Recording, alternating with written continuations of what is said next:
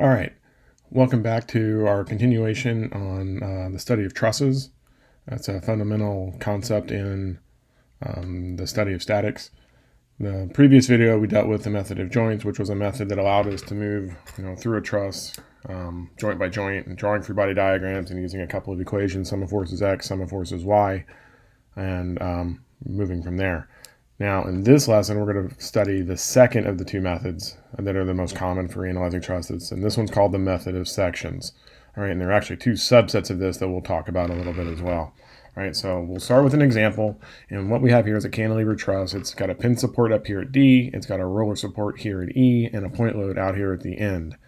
Okay, and then you can see some dimensions and things like that. Now, the method of sections is very useful to us in that it allows us to find forces at locations within the truss that are not necessarily, at what would be our normal starting point for the method of joints. If you remember, the method of joints required no more than two unknowns to be able to solve for the unknowns. So in this particular example, our location, we would have to draw a free body diagram at A and then start to work our way through the system. So if we were trying to find, say, member GF, here I would have to go through A and then go up to B and then come down to G. That would be 6 equations, all right, and 6 opportunities to make a mistake.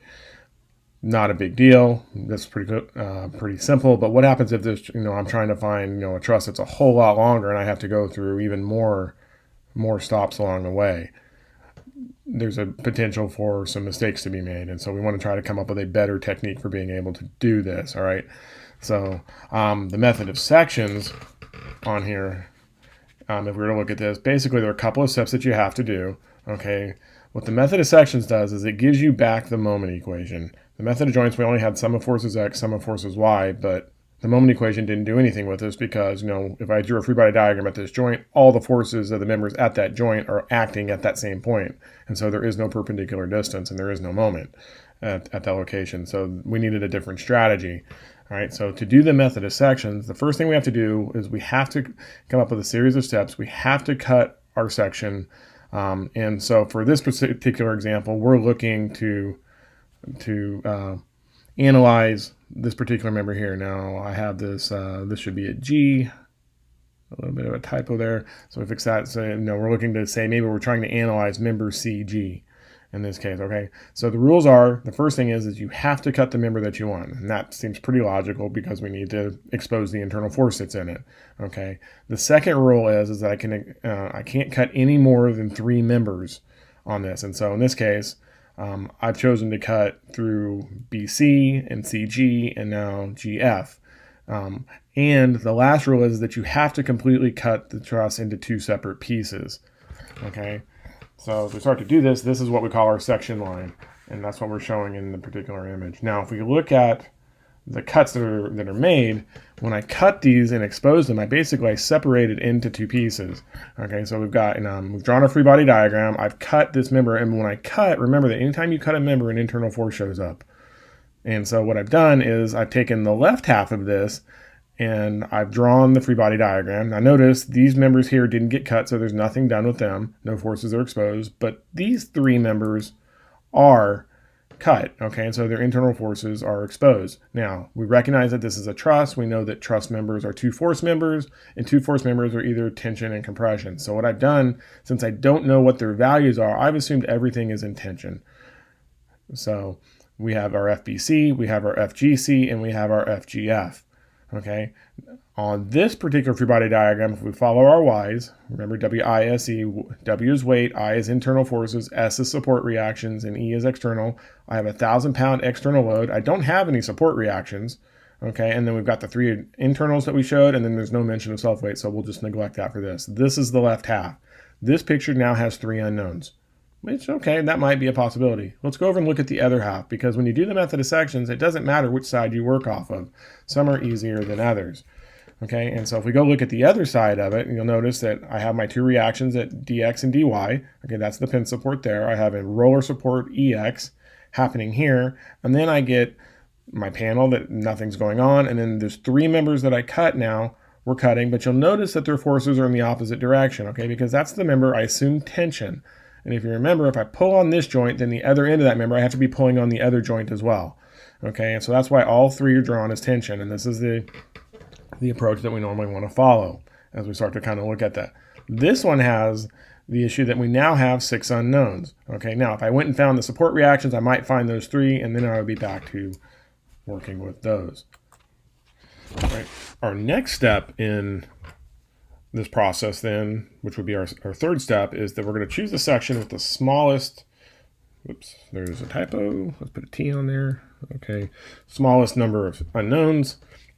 Okay, in the case of our particular image from the last page, you can see that, potentially the simplest one would be to work off to the left. This problem's kind of interesting in that, if you remember, this was a cantilever truss, right? It's supported up here at these 2 locations, okay? I can actually solve this problem without finding the support reactions, all right? Because if I start at this end here and I cut the section, as the method of sections does, I completely eliminate the support reactions from that picture. And so I could go find these 3 and never have to deal with dx, dy, or ey. This is a pretty valuable trick and a pretty valuable method, and a technique that you'll use later on in your structural analysis or your machine analysis classes in certain situations. Okay, it can also be a real time saver if you're doing the fundamentals of engineering exam or a test or something where you're pressed for time. Not having to find all that extra stuff, it can be a benefit. Okay, all right, so for us, we're going to choose to work off of this left picture here. Okay, as we start to kind of work on it. All right, so now, the main trick of this is this last step, okay? And that is that we're going to sum moments about the intersection of 2 forces other than the one that we're dealing with, okay?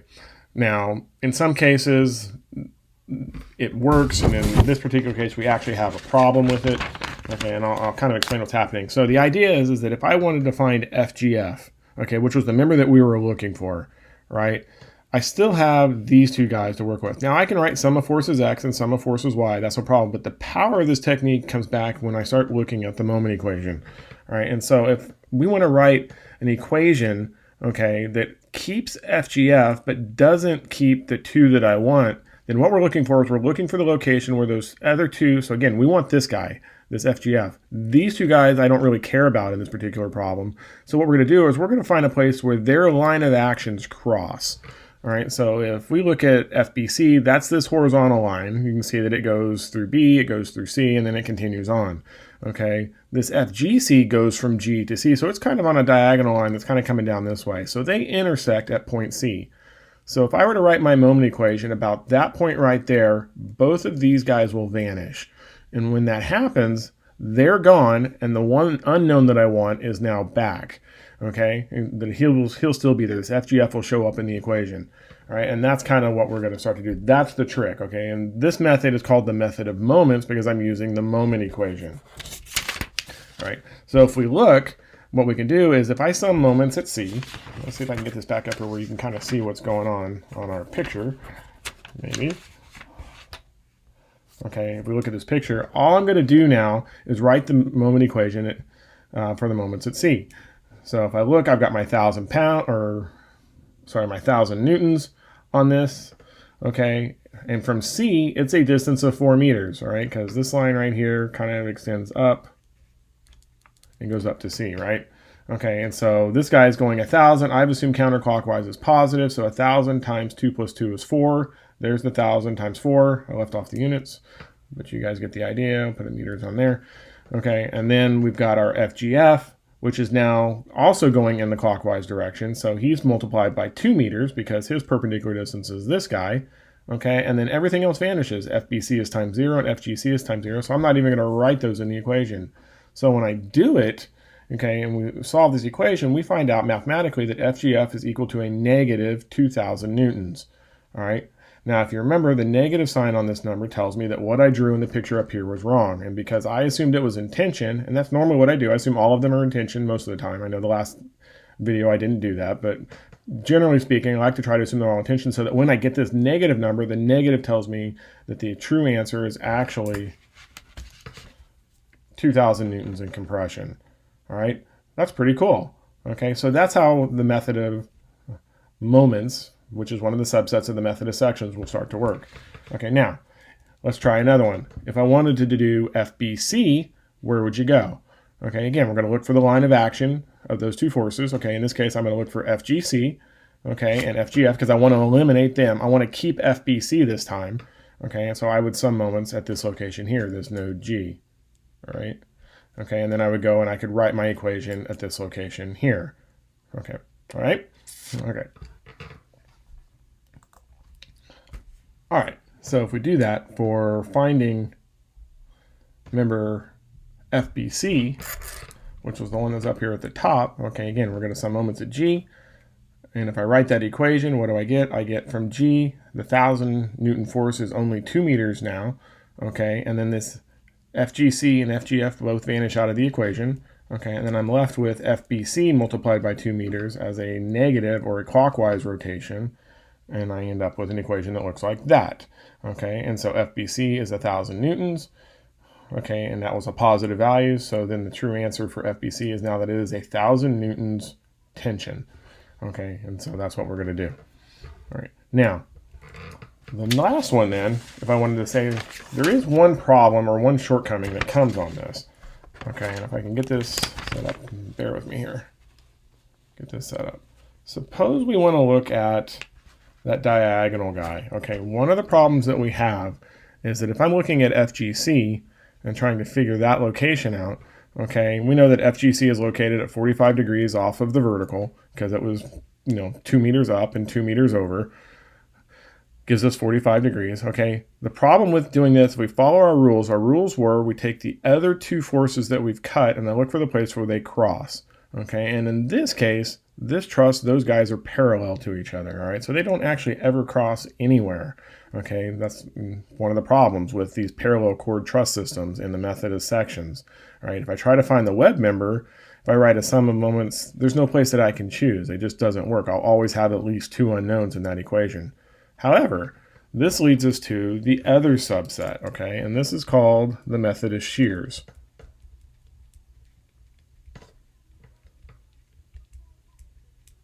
Okay, because we're going to look at doing a summation of the shearing forces on this thing. So if I do instead of a moment equation, I can write a sum of forces in the y direction, okay?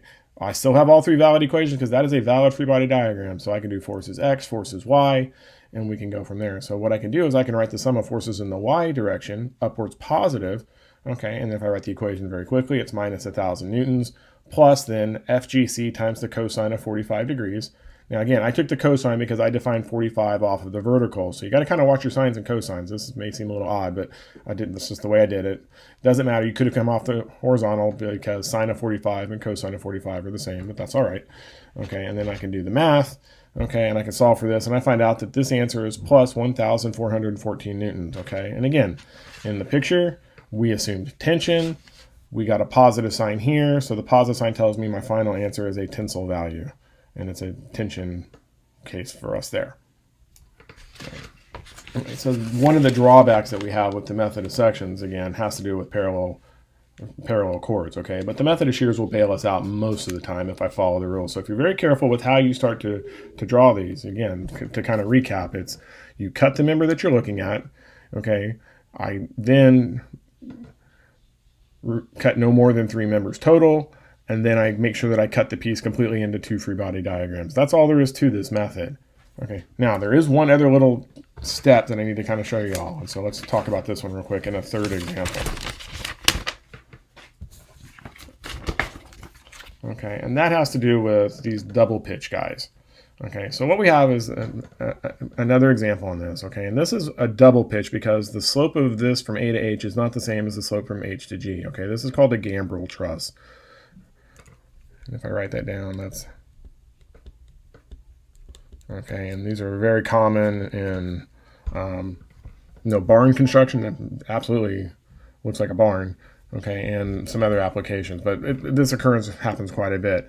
Okay, and so what we have is I've pulled up a problem here. You'll notice that from H to G it's 2 meters, from A to H it's 4, and then all the panels are 4 meters wide. Okay, and then I have I've gone ahead and done the statics for you and got you the support reactions. I'm pulling down with 5 kilonewtons here and 3 kilonewtons here, and that's giving me reactions of 3.25 and 4.75 here. All right, and in this particular problem, we want to try to find the member FCF. Okay, so that's this diagonal guy right along here.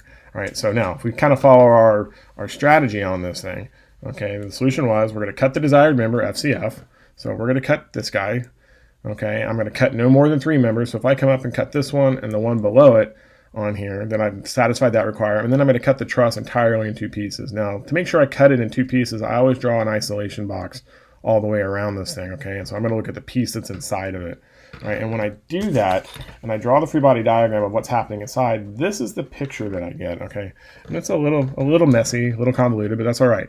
So what has happened is I've cut the 3 members, okay? So I've got this guy, nothing's cut. I've got the vertical between D and F, nothing's cut, and the one between D and E, nothing cut, okay? I do have my, left off a support reaction. There should be a 4.75 kilonewton force there, okay, and then I got my applied force, 3 kilonewtons. So again, we're going down Y's again. Weight, internal, support reactions, external, okay, so no weight. Internals are the 3 members that I cut, which would be FDC, FC, and FFG. Okay, those are the 3 that I've cut. Okay, and then my support reaction is the 4.75, and my external force on the piece that's inside of that box that we had up there is just 3 kilonewtons.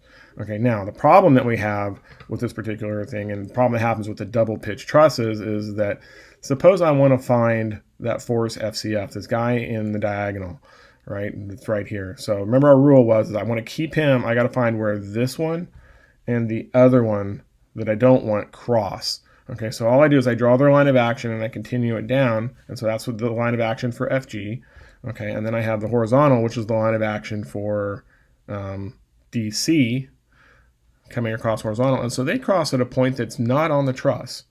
Okay, and that's not a problem. This method still works because, again, moments are free vectors. So if I calculate a moment at F, it's going to be the same magnitude value as calculating a moment somewhere else, okay, because I can pick these vectors up and move. So whether I choose it or not, okay, so I'm going to choose some moments here, okay, and when I start to look at this, okay, what you'll see is that if I get my dimensions on here, I have my 2 meters and my 4 meters, and then I have 4 meters, 4 meters, and then I have this unknown distance that we're just going to label as X, which is the distance from E out to this crossing point, if we look, okay. So all I have to do to be able to find this is kind of, when you get into dynamics, this will be called like an instantaneous center.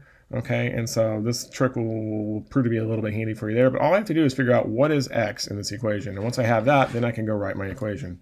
All right, so all we're going to do is we're going to write a series of proportions. Okay, and so the first one that I'm going to do is I'm going to look, and we're going to draw based off of, we're going to kind of look for triangles because, similar triangles, the proportions are all the same. All right, so if I choose the triangle that goes from G to C and then out to the crossing point, okay, I have 6 meters of rise, so that's the 6, okay, and then I have, in this case, 4 plus X as the run, or the distance along the bottom. The other triangle that I'm going to use then will be from F to D to the crossing point. Okay, and so we know that from F to D, that was 4 meters. The 4 meters that's here. Okay, and then the distance from the crossing point to D on this triangle, again, that's all you're doing is looking for triangles, is going to be a distance of X plus 4. Okay, and so now we just got a straight proportion. It's the same variable X. We do a little bit of algebra, and you can find. All right, so what we're going to do then, by writing the equation when we sum the moments at the crossing point on here, there's actually a couple of different options. I'm going to show you 2 different ways that we could do this. All right, so the first thing we do, if we look at our free body diagram, is that I'm going to have my 4.75 kilonewton force, and that's going to be a distance X from the crossing point, and it's going in clockwise, so that's why it's a negative here. And then I get my 3 kilonewton force here multiplied by a distance of X plus 4, gets me to that, and then FDC and FFG are both times 0, all right, because again, we're summing moments here. This guy comes through the line, and FDC does too. Their perpendicular distance is 0. That's why both of these are 0. Okay, and then I'm left with what to do with FFC. Okay, now he's not perpendicular to this point, so I don't know the direct distance. So the easiest way is generally to break this up into components. I can take FFC, I can take his X component, and so it would be acting to the left at F, okay, and I can multiply that by 4 meters, and that would be a positive. Okay, and likewise, at the same time, if I split FFC into an X, I have to split him into a Y. I have a Y force that would be acting down at F, his Y component, if you will, and that would be multiplied by a distance of X plus 4. Okay, and that's one way to do it. Okay, but there's an easier way to handle these sometimes, and one of the tricks I want to kind of show you that happens with these web members so that you don't have to deal with both the X and the Y component. All right, now if you look, the way that this is set up, we can actually write the equations for the X component and the Y component in terms of that diagonal guy. So that member was at 45 degrees. It was 4 meters and 4 meters. Okay, and so that becomes the square root of 32 on the hypotenuse.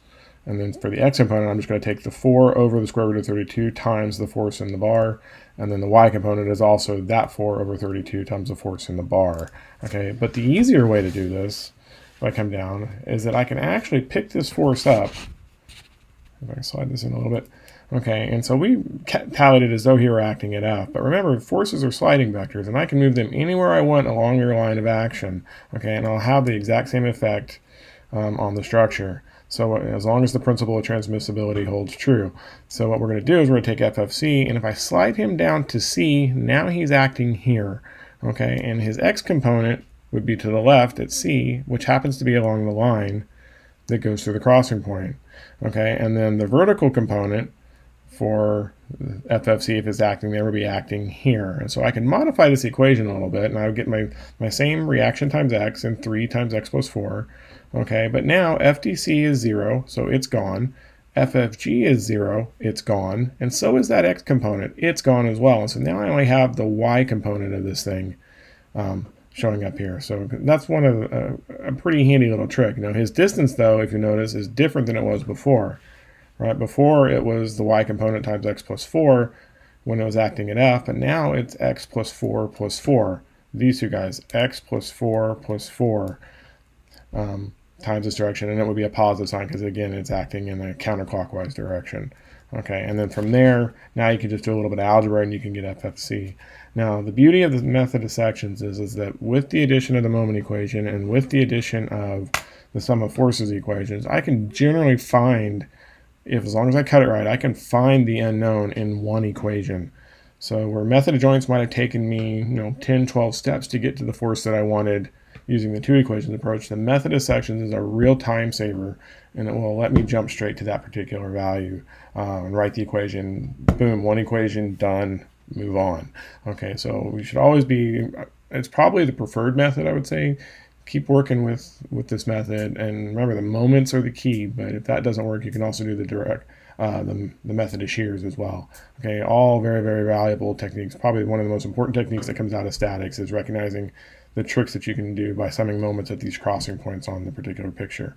Anyway, that concludes this for today, and we will pick up next time. Thanks for tuning in. Bye.